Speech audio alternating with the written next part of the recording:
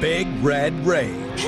Presented by Santan, Ford, and Gilbert. Murray's going to score. Touchdown. Slammed to the ground by Buda Baker. Like a torpedo, he came flying into the backfield.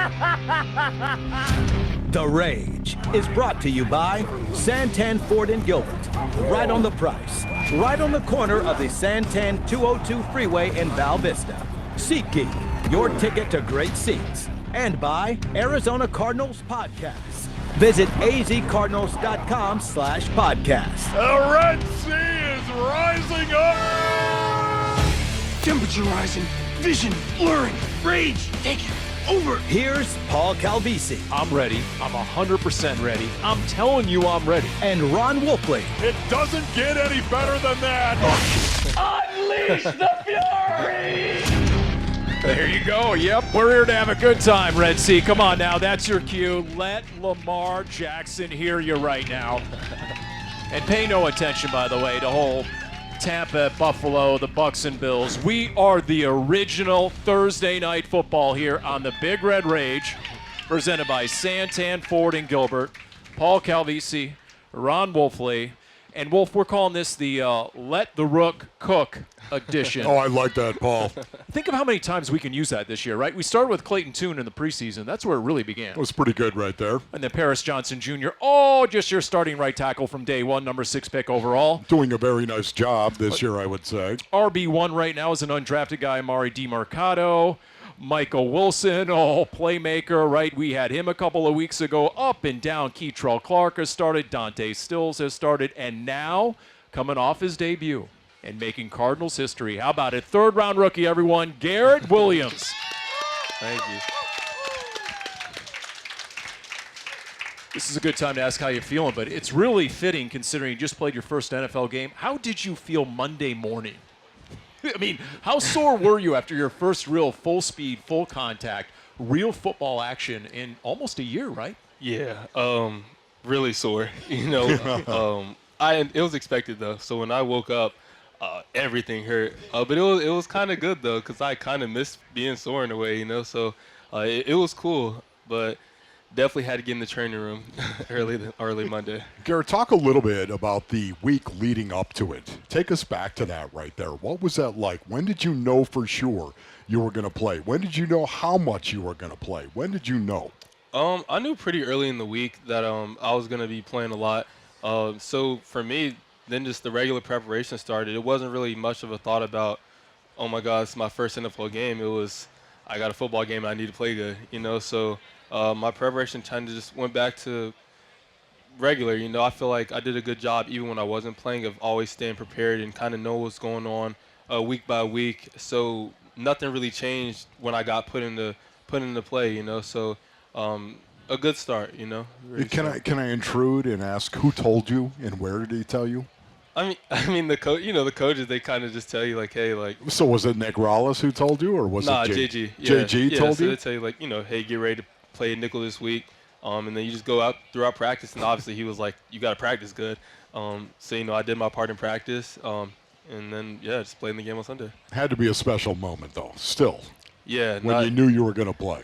Yeah, I mean, that's why they brought me here. That's right, man. Yeah, so the whole time, even when I wasn't playing, was just kind of thought of when my numbers called, be ready to go and just try to just help the team win, games. And so what I did last week didn't help us win the game. So honestly, it's really just not, it's not enough. So just gotta do more.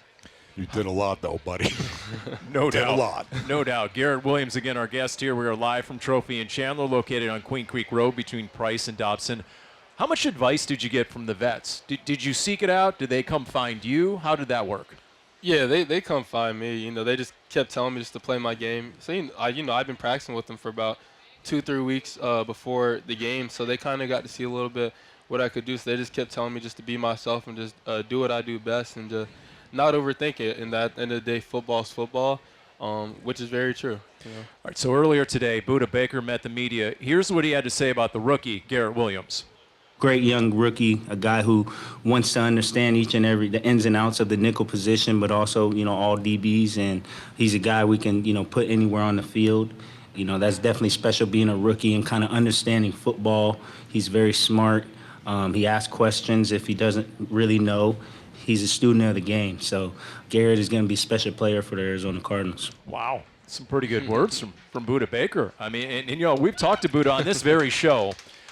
You know, how long does it take a player to know a player? You know Wolf, right? Yeah. Wolf played All 10 players years in know. the league, right? If they brought a fullback in on training camp, Wolf, how long would it take you to figure out that this guy can play or he can't? Maybe a little bit longer than it would a Mike linebacker. I'd know immediately, Paul, with a Mike linebacker. Gotcha. How much nickel had you played before this past Sunday? In a game, how much nickel In a game? in a game had you played? None. 0. Yeah, no. 0. Wow. I mean, Boy, what kind of adjustment was that for you to go out in that scheme and line up inside and play? What kind of adjustment was that? Yeah, I think it just goes back to really emphasizing the importance of practice and really like going into each practice, finding ways to So get better. Because obviously when you're learning a new position, kind of on the fly, coming off injury, then the expectation to not only come in but play to that standard. You know, you got to take those reps seriously and you got to learn from your mistakes. So I'd be lying to say that those weeks of practice, I didn't make a billion mistakes, but the coaches and my teammates were real patient with me. Yeah. And they still are, because, you know, I'm making mistakes daily in practice, just trying to keep building from it. But they're helping me out a lot, so I feel I'm getting better each and every day at it. So I have to ask you this. Do you have a preference? Do you like playing inside or do you want to be outside? I mean, I don't really care. When don't care. When you've been away for the game so long, you just kind of just want to play football, you know, so it doesn't make a difference. I just want to try to make plays regardless of where I'm at. That's really a good answer by you. Just line me up. Yeah. Let me play. As long as I'm getting reps, let me go. Wolf, you know, not everyone can play inside. That whole True. That whole slot corner, that's a true. special skill set. In fact, you know, we were reminded of that by Jonathan Gannon himself, and he was asked about Garrett Williams playing inside, and here's what the head coach had to say. You got to be able to think fast, and then, you know, his skill set, the skill set of a nickel, there's a lot going on. You got to be able to cover, you got to tackle, you got to play zone, you got to blitz a little bit. You're in the box, you're in space, so it's a unique position. It's a starting position to me. One of the most, you know, important on the defense. He got himself ready to play, stepped in there and played well. I mean, think about it. You can be an outside corner and you're on an island. It's just mano-a-mano you against the receiver. Or you can be an inside slot corner. And to me, at least watching from the sideline, Paulie Pencilneck over here, I'm like, it's just complete chaos because you're in the box. Yeah. Tell us about that experience, just being inside like that. It's crazy. It's a lot of people moving around fast, especially it's a big difference from college too, just the speed of the linemen and tight ends and quarterbacks, running backs, everybody. So things are moving fast, but you got to adjust with it, you know. So definitely a big adjustment because when you're at corner, your vision is just so different than when you're playing this slot. When you're at corner, you can kind of see everything around you. When you're in the slot, you kind of got to search a little bit more, you know, to see the full formation and things like that. What gave you the most anxiety? Now that the game's over, right? You're thinking, okay, it's my first game. We're on the road. It's Seattle. I can't hear. There's Geno Smith, Kenneth Walker. I'm playing a new position. Wait a minute. How's the knee? I mean, what gave you the most anxiety maybe or trepidation going into the game? To be honest, I wasn't really nervous going into the game. Like I just kept on talking about, me preparing, not even just when I got to Arizona, but just from a rehab standpoint, just rehabbing with the thought of when I come back, I want to be able to pick up from where I left off before I got hurt. So when I finally got the opportunity, it was really just now like, okay, we're here now, you know, what are we going to do about it? And so that's just kind of what it was for me in my thought process. You know, I saw you stick your face into the fan a couple of times, right? And, you know, for a nickel corner, that is an important thing. You have to be able to do that. What kind of tackler do you consider yourself to be? I feel like I'm just somebody who's not scared. You know, I feel like that's something that I developed a lot in college, and my coach was very big on that in college. Of just, if you're gonna play corner for me, you have to tackle. Is that right? So for me, especially as a young guy in college, like it was okay. I got to tackle. So now just being in the league, it's kind of the same thought process now, especially at nickel. The defense kind of depends on you kind of being an extra linebacker. So I got to be able to make tackles. I got to be able to make tackles in open space. I got to be able to cover. I got to be able to do everything that the defense requires of me. 4 years at Syracuse. By the way, your alma mater's on TV down here at Trophy and Chandler. We probably shouldn't mention the score right now against Virginia Tech. Is that what we're seeing down there? Your eyes are better than mine. Yeah, it's looking a little tough right now. We're going to get together. Okay. So in 28 starts, right, I mean, you were 3-time All-ACC. when he was in college. Led the ACC 2 years in a row in passes defensed. Here's what I want to know about. You had a pick six of Trevor Lawrence. Tell us about that. Yeah, that was my first career interception in college. And it was cool because at that time, Clemson was the #1 team in the country. Obviously, Trevor Lawrence in college was like the guy. And I was like 18 or 19 going into it. And so for me, it was just my whole plan when I went to Syracuse was just like, if I want to make it to NFL, when we play the Clemsons, the Florida States, those bigger programs, like I have to play my best games. So that was like my first real test, and it kind of just went back to preparing for those type of moments. And so went into the game, and I actually played probably one of the better games of my college career that game, and I think that's kind of what got my name started to flow around in the draft buzz and things like that. And so, yeah, it's crazy. Garrett, there were scouts that thought, some scouts believed you were a first-round pick. Do you ever think about that? Do you allow yourself to go back and look at that and wonder about where you would have been picked? Do you ever think about that? Honestly, I thought about the like pre-draft when everything's circulating around, but ever since I got drafted, I mean, I'm good with where I'm at. I kind of feel like thinking about the teams where I thought I was going to go to, I feel like I ended up in the perfect situation with the right type of coaches that fit not only me just as a player, but as a person. And one thing I've realized from some of my friends and former teammates is that like fit is everything in the NFL. Yes. And I feel like I'm at a place where I fit in really well. What have you learned from the Buda Bakers and Jalen Thompson so far? I mean, is there just one big takeaway you have? Mindset, and that your mindset's everything. You have to go into practice with the same intensity as you go into games, and you can't just go into games just expecting to play good. Like the work has to be put in from Monday leading into Sunday. So they just keep on preaching the little things about details and things like that. And honestly, I'm really, really grateful to be able to be around guys like that. Well, if everything works out, Cardinals will have a 100% healthy defensive backfield against Baltimore on Sunday. So that is a double ding, no doubt about it. By the way, he did something on Sunday that hasn't been done since a Hall of Famer did it for the Cardinals. A former teammate of Ron Wolfley's. We'll hear that when we come back. A reminder, you can watch Cardinals Game Plan Friday, 6:30, 12 News. Conversations with head coach Jonathan Gannon, Ken Summers, all starring Ron Wolfley, the TV show Cardinals Game Plan. Back with more on the Big Red Rage with Garrett Williams right after this. Shotgun snap. Smith moves to his left, rolling that way. Pump fake, now throws. Far side picked off at the 1-yard line. It's intercepted by the rookie Williams out of Syracuse, his first game after missing the last 12 months due to an injury suffered at Syracuse in the middle of the season. He makes a huge play, picking off Geno Smith in the red zone. How about that? At the 1-yard line. It was 3rd and 4 at the 16. Seattle's driving. Oh, they're threatening. Wait a minute. No, they're not, because Garrett Williams picked off Geno Smith right at the goal line. And he's our very special guest here on the Big Red Rage. Garrett Williams, all presented by Santan Ford in Gilbert. And we are live from Trophy and Chandler, located on Queen Creek Road between Price and Dobson. Paul Calvisi, Ron Wolfley, and Garrett, as you've been able to tell so far, I like to teach the game of football to Ron Wolfley, okay? And what I told Wolf after the game was I was really impressed, not only by the pick, but the fact you played the ball. You turned around, got your eyes, instead of just running with your back to the line of scrimmage and your back to the quarterback. So just take us through that play. You heard the play-by-play there from Dave Pash, another Syracuse guy. But you take us with how that sort of developed to your memory. Yeah, so, I mean, when they lined up in the formation, it was something that we had seen a lot in film going into the week. And actually on the field, I'd made, like, the wrong adjustment call. And then our safety, Dre, he, like, corrected me on the field. And then I just played the technique I've been taught. And it was just crazy because the same exact play I messed up in practice during the week. So it was kind of cool to kind of, like, fix your mistake in a better situation. But just trying to play the ball, that's really been my biggest emphasis coming back, is just getting the ball, attacking the ball every time, and trying to make the play, because that's what's going to ultimately help us win games, So every time I see the ball, I'm just going to try to attack it and make the play. And I really credit my college coach for that, because I used to be comfortable with, like, pass breakups. He just kept telling me interceptions, and now that's all I'm about, trying to get the ball. So what coverage were you in, might I ask? Yeah, we were in, like, a form of cover 3. Okay. Yeah, and I was Which is a zone. Yeah, we were playing in a zone.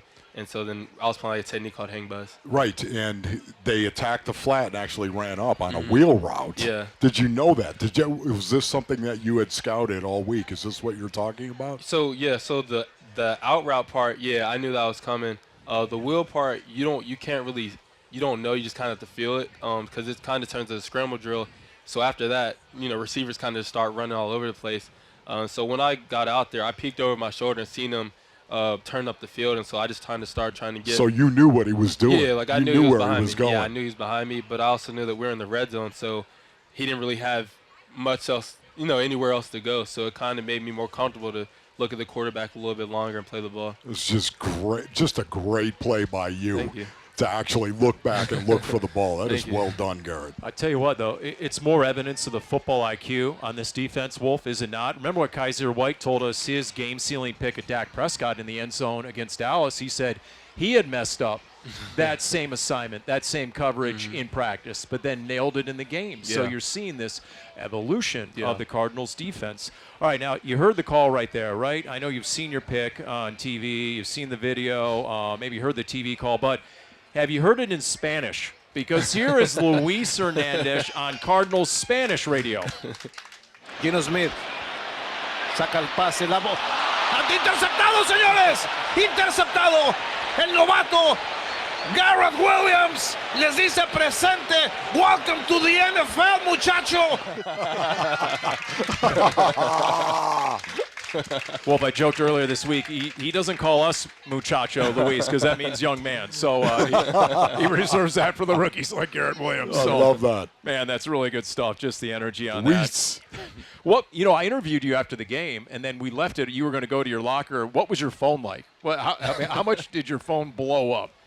Yeah, it was like freezing and stuff like that. Yeah, so it was really cool, because kind of like when it happened, I kind of knew. I was like, like people are gonna be blowing my phone up. But then after the game, when I saw it, I was like, that a lot more people cared about that than I thought. So it's always cool to see things like that. To make my friends and family proud back home. So you know how rare that is, right? I mean, you're a rookie and you play your first game and you come up with a pick. I mean, that is a big-time play right there, is it not, Paulie? So the last time that happened, 1991. Maybe you've heard of the player who actually had a pick in his NFL debut, because that's the last time it happened for the Arizona Cardinals. His name, Aeneas Williams. Hello. And you'll find the name and his bust in the Hall of Fame, the Pro Football Hall of Fame. Former teammate of Ron Wolfley. By the way, he had a pick in his second career game as well. So not no putting, pressure, no Garrett. pressure on you. Okay, but he had a and by the way, he had 6 his rookie year en route to the Hall of Fame. You know what's amazing about that too, Garrett? We've heard whispers about you as well, and honestly, from Monty Ossenfort, who drafted you in the 3rd round, even though you had a serious ACL, there's been an expectation that when this guy gets the opportunity, he's going to make plays. That's got to feel really, really good, because I can remember Aeneas Williams when he was a rookie, and I'll never forget in training camp, we were watching Aeneas Williams, and we were watching him in one-on-ones, and you could tell immediately, this kid is good. This kid is going to play. And you know what? The exact same thing happened to him. His first game ever as a corner in the National Football League, boom, he comes down with a pick. Man, that's got to make you feel good. Yeah, that's crazy. I don't even. Yeah, that's it's crazy to even be mentioned in the same conversations. People like that. Just really humbling. How did it go mentally for you? Mental errors in regard to that. Did you commit any mental errors, or did the coach leave you alone on Monday? Oh, like from the game in general? Yes. Oh no, I made a bunch of mistakes in the game. So it wasn't even like obviously they were congratulating me on the pick, but they were like, hey, you're aligned wrong. Like, and that's how I wanted it to be, because even personally after the game, like it was cool, but I was pissed because I knew, I knew that I'd made some mistakes, and then I also knew that we didn't win. So it's as cool as the moment was, you don't really enjoy it as much if your whole team's not winning, which is ultimately the goal anyways, you know. So That's one of the reasons why you're going to be good, Garrett, because you care, buddy. So we host Coach Gannon's TV show. He doesn't strike me as a guy who's going to let much slide. Let's put it that way, okay? Now, Wolf mentioned now going into your final year at Syracuse, and it was the first 7 games before you got injured. You were thought to be maybe a first-round pick. Now, after the knee injury, there we were last April, how uncertain were you going in as to where you would ultimately be drafted? I mean, I had an idea that a few teams thought really highly of me. Arizona, one of them. But at the end of the day, you really just didn't know because this corner class in this year's draft was very deep.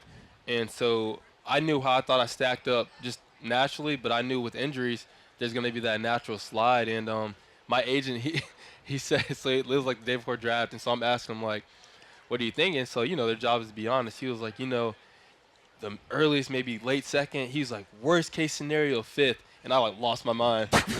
and then he was like reassuring me that wasn't probably the case, but he was like, I got to tell you all possibilities. So when draft night came, I didn't know. I knew I'd probably be second day. And so then when a team I thought was going to pick me didn't pick me, I started panicking a little bit, you know. And then right as I started panicking, that's when my phone rang from Arizona, so it all kind of worked out. Well, that is a great segue because guess what? We have audio of the actual call when Garrett Williams got that call from the Cardinals war room and he was drafted in round 3.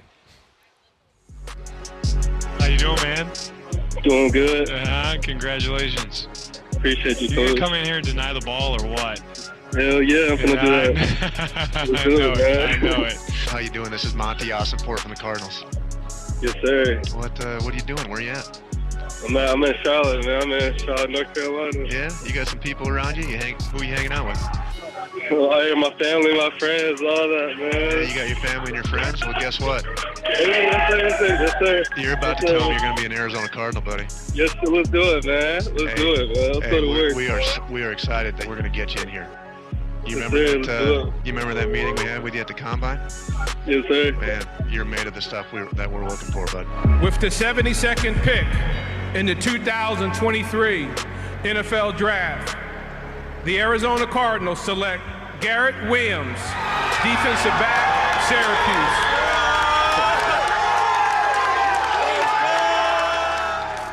What's it like to relive that moment? How emotional was that? You sounded awful emotional on that call. Oh, yeah. I was about to cry. And then, like, everybody started yelling, and so I had to, like, tell them to be quiet. But, no, that night was probably, not even probably, it's best moment of my life for sure. Just thinking about the sacrifices and all the things I did just to even put myself in that position, knowing that it wasn't handed to me at all. You know, I had to really go out and make this happen for myself. Obviously with the help of a lot of people along the way, but definitely a special moment with a lot of friends and family there. Yeah, it's a great moment for sure. And It's really amazing. No, it really is. I remember the phone call I got. It was from Larry Wilson. Larry Wilson, Hall of Famer, legendary Larry Wilson. He was the general manager at the time for the Arizona Cardinals, and I didn't believe it was him. I was like, knock it off. I thought it was one of my friends. Yeah. I mean, you know, it got sideways there early. That pretty much wraps up my career as well. I probably got sideways early right there, but it is a special moment. There's no doubt about it. You'll never forget something like that, right? Never. Wolf defied the odds in so many different ways, including dissing the GM right off the bat on the phone. So it really is amazing that Wolf, lasted 10 years and went to 4 Pro Bowls. It really is amazing. You mentioned Charlotte there, so you grew up in Harrisburg, North Carolina. Yep. Few miles from Charlotte Motor Speedway. Yep. Are you a NASCAR guy? Not really. Not really. I mean, it is cool though that like the area, Harrisburg, Concord in general, is very big on it. So when the races do come to town, it's like a very big thing, and it's a lot of traffic. So for me, who doesn't really go to the races, it kind of messes up my routine. But it's really cool though to see. What was the sound like? I mean, could you hear it? Yeah. Yeah. You Oh could yeah. tell. Yeah. You hear all the engines, all that type of stuff. It's cool. It makes you want to go see what's going on in there, But so far, one of these days I'm gonna go see. One of these days. What was it like to grow up there? What do you remember the most, just from the childhood and growing up? Oh, it was cool. It was fun. I feel like I went to like kind of like one of those prototypical like small towns, middle school and high school are right beside each other. You grow up, who you play with in middle school is who you play with in high school. So football was like a very big thing, especially when my coach Jason Seidel got there. My sophomore year, going to my junior year, football became like a super big thing in the town, and I think that's kind of what started. Like, I always loved football, but really started to really drive like my real like passion and love for football. Seeing how much football could kind of bring like everybody together, and then think about how my closest friends are people that were my teammates at one point or another. So it was a really good time growing up in Harrisburg. Really good time. What was it like in high school? Was football your only sport that you played? Did you play anything else? Yeah, so I played football, I played basketball, and then I played baseball. And so I played quarterback like when I went into high school. So my freshman, sophomore year, I was a quarterback. And so at the time, baseball was like my full-time commitment. So like during the summer, I'm traveling all over the place, and that was really my best sport. What position did you play? I played center field and then second. Ooh. Yeah, and so it was crazy. So I'm playing quarterback at the time, and so we had a tournament, and I go to tag somebody out, and I take my glove off, and I broke my thumb. And obviously at quarterback, you need your hands. And so we go into spring practice, and I'm trying to play quarterback with a club on my left hand. And I just kept thinking about how frustrated I was, and I think that's when it kind of hit me that I enjoyed football a lot more than baseball, seeing how frustrated I was. And so then I made the decision that I wanted to commit my summer and my free time to football. And so when I told my baseball coaches and even my parents, they were pissed. Because they love baseball. Well, it wasn't even that. It was just at the time, like, we all thought like I was going to go to college for baseball. And so then when I kind of was like, hey, I don't want to play, I want to focus on football, where at football, like, I was good, but I wasn't really projecting as like a collegiate or professional scholarship. athlete. Judging. They were really confused. And then I remember I literally told him, you just got to trust me, and that I was going to put in the work to make it happen. And wow. Yes. And then Syracuse. Yeah, and then recruited by Syracuse. Yeah. That's Charlotte. I don't think of Syracuse coming in and pulling a kid out of Charlotte. Yeah. Why Syracuse? Who else were you recruited by? Yeah, so it was really between West Virginia, Maryland, Syracuse, and then North Carolina. West Virginia? How did you turn them down? Then North Carolina, they made a really, really strong push, which was hard for me because I grew up a North Carolina fan. But my dad, he was very big on – he just kept telling me that Syracuse, he felt like for the plan for me to get NFL, that it would be a good position for me, knowing that I could get in and I could play early, and then – we had guys already at Syracuse who were making noise as young players. And so Andre Sisco, the safety for the Jacksonville Jaguars, as soon as I got there, he was like the first guy I really tried to get under his wing. So after my redshirt year, me, Andre Sisco, Fatima Alafanu, who's the safety on the Lions, us three, we just worked out. Easy for you to say. We just worked out all spring. And so then I went in the next year fighting for a starting job.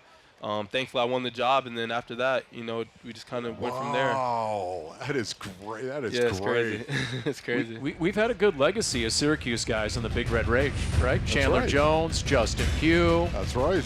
Dave Pash we heard earlier. We're not counting Craig Greelou, because he's always repping the Cuse. It just it's insufferable. He wanted us to come out here and call it the Big Orange Rage tonight, and we're like, absolutely not, okay? Garrett Williams is our guest. And a reminder, by the way, episode 66 of the Dave Pash podcast featuring ESPN NBA analyst Richard Jefferson, available now via your preferred podcast provider. Get the latest updates via Twitter @PashPod. So let's see, you potentially could be an emergency quarterback then if you were a high school quarterback. Let's talk about Kyler Murray when we come back. How curious you might be to see Kyler up front and in person in game action. And when that might be, it is the Big Red Rage. Garrett Williams, presented by Santan Ford and Gilbert. We are live from Trophy and Chandler, located on Queen Creek Road between Price and Dobson.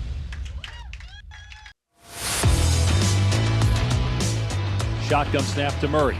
Steps up and takes off. Far side of the 20. Got room at the 10. Cuts right to the 5. Jukes the defender and scores. Touchdown, Kyler Murray. A 22-yard run. His second rushing touchdown of the game. That defender is in multiple pieces at the 5-yard line as he tried to break down and make that play, and Kyler broke him down. Went right through Washington's secondary like butter in the microwave, baby.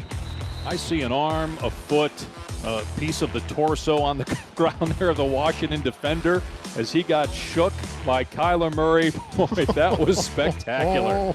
Oh my goodness. It's just unfair. beautiful. It's unfair. That's Passion Wolf calling the 21-yard touchdown run against Washington circa 2020. I remember that season because he set an NFL record.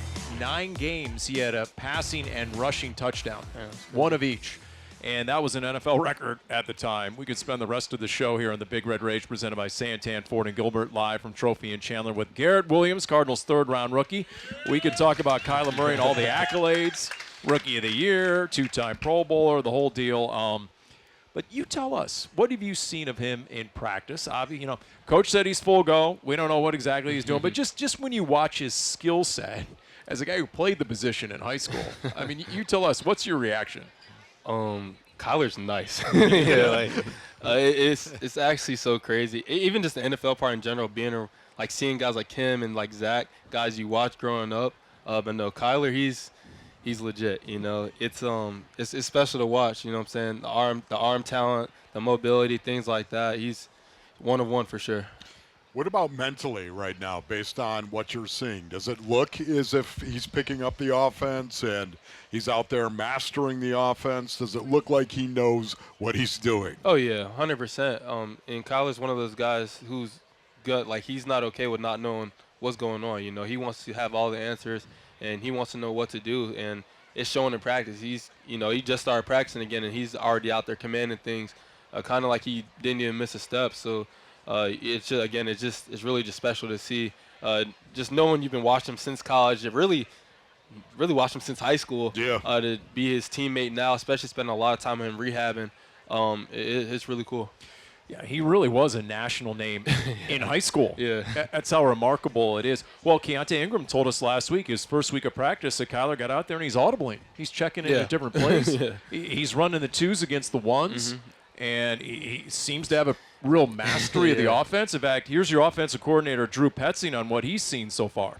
He was awesome. I think his engagement in the meeting room certainly showed up. You saw some strides quickly, like it was something that didn't take very long. Like, I got it. That's what we talked about in the meeting room. Here it is on the field. I'm going to go out and make sure that I'm focused on it and getting it done. So really encouraged by that. He was really into it. I think it was exciting and fun for him to be out there. So it was great to see that. I mean, anytime you go through an injury and a rehab like that, your first time back on the field, there's some emotion, some energy, and it was good to see that from him. In fact, Keontae also told us as a rookie last year, one of his initial takeaways was just watching Kyler fit the ball in, just zip the ball into those tight windows. And I mean, you tell us that's what makes an effective NFL quarterback, 100%, right? 100%. Because in the NFL, look, the separation isn't 3 yards like it is in college. It's closer to 3 inches. And so when you have a quarterback like that, and I don't know what you've seen so far, but when you have the accuracy and the anticipation, I mean, that's how you win in the NFL, right? Because you're not going to dominate most of these matchups. Right. They're not going to be wide open. Right. So in terms of what Kyler has done out there, and in terms of the knee especially, you tell us, what mental hurdle maybe did you have to overcome? Because we don't know where Kyler is mentally necessarily with the knee, but tell us from your perspective, how big a deal was that for you mentally with your knee? I feel like, I don't know, it's different because me and him are in 2 completely different situations where me, like, I was coming in, I'd never even seen what the NFL looks like, where him, he's had a lot of success already.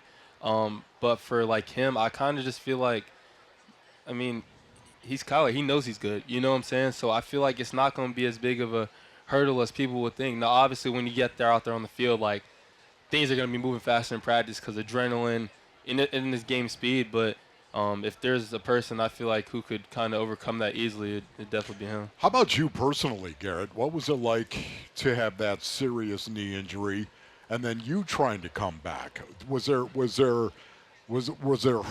that you needed to overcome mentally when you were trying to get back? Yeah, 100%. This is the past year, without a doubt, has been like the hardest year of my life for sure. Because anybody knows me, like football is like really like truly like a passion of mine. So not being able to play was different. That was my first surgery ever. So like a lot of different things, and then it just gets back to the thing of like when you're on crutches and needing people just to help you get up the stairs and get in your car and carry, like, so many little things like that you take for granted. Like there's thing I'll never forget, it was like right after I had gotten hurt. So I'm still at Syracuse, maybe 2 days after the injury, and my mom's in my apartment, and I was trying to shower, and I slipped and I fell. Oh. And my mom had to pick me up off the ground. Oh, my God. And I was like butt naked. And so imagine I'm 21 years old.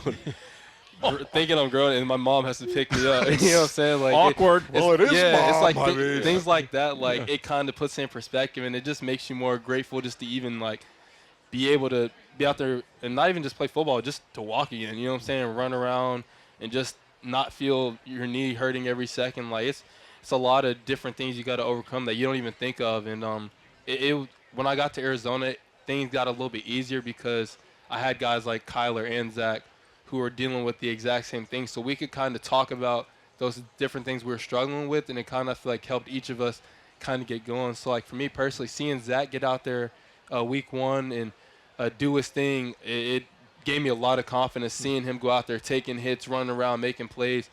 So I'm really, really grateful that I'm able to be around those type of guys. Was there an adjustment period for you in regard to being in between the white lines and knowing that your knee was going to be okay? Did you think about it when you were out on the field trying to come back? I thought about it a lot before I got activated. So like when I was out there with the trainers running around, you know, it was very like, you know, sometimes I'd be very like hesitant and things like that. But once I got cleared and I was out there with the guys, honestly, it's, you know, there's not much thinking about that. You know, I'll just be locked in. And it's corner, such a physical position in regard to your knee. The change of direction. Oh. Yeah.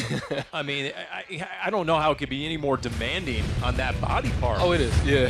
And don't get it twisted. Like, it's, you know, I still have to do stuff for my knee daily. Like, this is a never, for me, like, the rest of my career, I'm going to be very big on that type of stuff. But you still deal with those knee soreness, knee pain, like things like that. But we have a really good staff, like sports performance staff, surrounding me and all the guys, and they make me feel really comfortable. So when I did get out there, I didn't really have to second guess anything because they made sure I knew that I was ready. Zach Ertz, Garrett Williams, so Kyler Murray is next. TikTok. Wolf, what are you reporting? What are you tweeting out there? Nothing. Your sources. Nothing, Paul. When's he coming back? You know me, I don't break any stories, Paul. I'm kind of like you.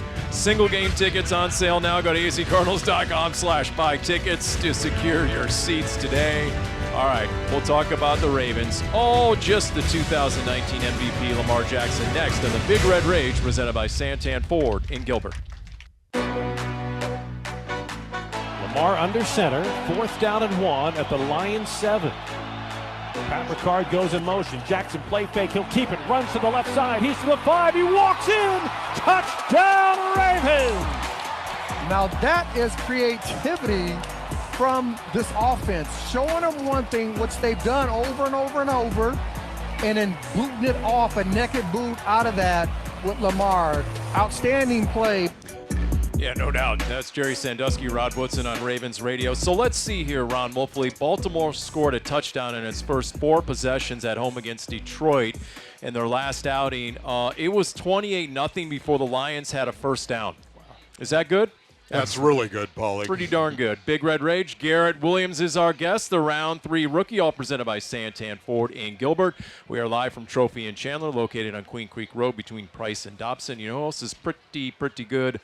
Lamar Jackson, their quarterback, Garrett. You're probably aware he's top 3 in passer rating, completion percentage, passing yards, and oh, by the way, he's 18th in the NFL in rushing. That's including all the running backs. So you tell us, what jumps off the film when it comes to number 8? He's special. You know, he can kill you in every single way you could think of, and he's playing comfortable. You know, I think that's the biggest thing for any football player. He looks comfortable out there. Then you add his amazing skill set on top of it. That's what's going to happen. You know, they're doing a good job of putting the right plays and right people around for him to succeed, and he's making it happen. You know, what's amazing about watching them, once again, under John Harbaugh, the one thing you know you're going to get with the Baltimore Ravens is a very physical football team, offensively, defensively, and in transition. Watching them offensively, 1st and 10, they're in 2-back 50% of the time. I mean, it's like a 50-50 split. They're in 1-back and 2-back sets right there, and they run it all. They go 11 personnel, 1 back, 1 tight end, 3 wide receivers, all the way to 20 personnel where you've got 2 backs and you've got no tight ends. I mean, it's really interesting to see what they're doing, and yet at the same time, all they do is attack the line of scrimmage over and over and over again. The Baltimore Ravens, a very physical football team. That shows up on tape, doesn't it, Garrett? Yeah, 100%. You know, they very big offensive line, and they play, like you said, they play a physical brand of football. And so for us on defense and even the offenses too, you got to just understand going into that game that you got to match their energy. They're going to come in and think they can bully you, and that's just how they go into games. And so you got to throw your punches too and let them know that you're here to stay. First thing Jonathan Gannon said is he thinks they have an underrated offensive line. That was his big takeaway when he looks at that team. Obviously, Lamar Jackson gets a lot of publicity, deservedly so. In fact, we asked Zaven Collins earlier this week just about the task of going against the 2019 MVP. Lamar is a pretty special dude. He can obviously cause a lot of issues in the pass game with just his feet and then obviously his talented arm. So, yeah, it's something you watch teams try and do every week, shut him down, you know. So it's definitely a tall task to do. And just the running ability, right? I mean, there are 2 quarterbacks who can kill you from the pocket but can also run a 4.3. Lamar Jackson and Kyler Murray. And Zay Flowers was telling some of the media this week, that's the rookie receiver for Baltimore, that just the running ability, the escapability, you know, his ability to extend the play, it makes DBs cover you twice. Yeah. Explain that, because you've gone against Zay Flowers before, now you go against Lamar. What does he mean by that, cover you twice? Yeah, so there's the initial part when the play happens that they have their regular routes, you try to guard it, and then when your quarterback breaks the pocket, it's called scramble drill. And so with scramble drill, the receivers, they basically make up and run their own routes. And so not every team is great at scramble drills because it really depends on the mobility and accuracy of your quarterback outside of the pocket. And so when you have guys like Lamar and Kyler, guys like that who can keep plays alive and still be accurate outside of the pocket, receivers feel way more comfortable running farther down the field and doing it whatever they want because they know the ball still has a chance to get to them. So it definitely has been an emphasis for us this week in practices of staying on your guy. You know, don't get comfortable even when the play is you think is dead, because with the guy Lamar, it's more than likely probably not done when you think it is, you know. And then you go ahead and you flip it over and look at their defense as well. Once again, this is a very physical defense right here. It's amazing because they're number 2 in the National Football League in the red zone. Red zone defense. That is really, really big. They're number 1 in goal-to-go defense. Number 1. And because of that, the closer you get to the end zone, the harder it becomes to score against these guys. It's truly incredible to watch it on tape. They're the number 1 scoring defense in the National Football League, 13.9 points per game. Wow, that's the crazy. Baltimore Ravens defensively, and you know what it really is? It's not even their rush defense as much as it is their pass defense. They're the number 1 defensive quarterback rating defense in the National Football League. Wow. Number 1. Opposing quarterbacks have an average of 70.8 quarterback rating against them. 70.8. Just abandon all hope, ye who enter here. That's what it is. That's what this offense, our offense, is going to be up against. But think about how it is week to week, right? Like the week before, Cleveland went out and they jack-stomped the Niners, and they had the number 1 defense in the NFL. And Any week. And then the Colts just put 38 on them. Any week, Paulie. It's amazing how week to week, Garrett. I don't, you know, obviously you're figuring this all out in your rookie year, but I'm guessing a lot of guys are telling you, you know, I mean, this isn't college. This isn't Notre Dame against some Division III school. I mean, you know, Cardinals went out and beat Dallas when they were supposedly the number 1 team in the power poll. So what has the mindset been like in practice this week? It really just stays consistent. It's not really as much about who we're playing. Like, now, obviously, like, there's, like, the game plan and things like that. But I feel like for us, and really I feel like a lot of teams, it's really more about your own team and just improving your team within your locker room and getting better in practice and focusing on the details of controlling what you can control. You know, if you prepare how you're supposed to going into games, you're going to probably play better in the games regardless of who you're playing against, you know. So as long as you're taking care of yourself and the team is making sure that we're all helping each other get better, that's really just the main thing. This will be your third matchup against Zay Flowers because you went against him at BC. Yeah. Yeah. That'll be interesting. Right now, he's number 2 among rookie receivers. Zay Flowers, 39 grabs, 442 yards. So round he's the best receiver right now, if you ask me. Yeah, he is. Hey, how about it, everyone, for Garrett Williams, huh? I mean, honestly, I'm like, could he deliver beyond the interception against Seattle? And yes, he did tonight. Absolutely. Well done, Garrett. He did really well done. Special thanks, as always, Jim Alejandro, Cody Fincher, Lauren Coble, Walt Ellis, Lawrence Ellis, for Ron Wolfley, I'm Paul Calvisi. Garrett Williams, our very special guest on this edition of the Big Red Rage, presented by Santan Ford in Gilbert, live from Trophy in Chandler.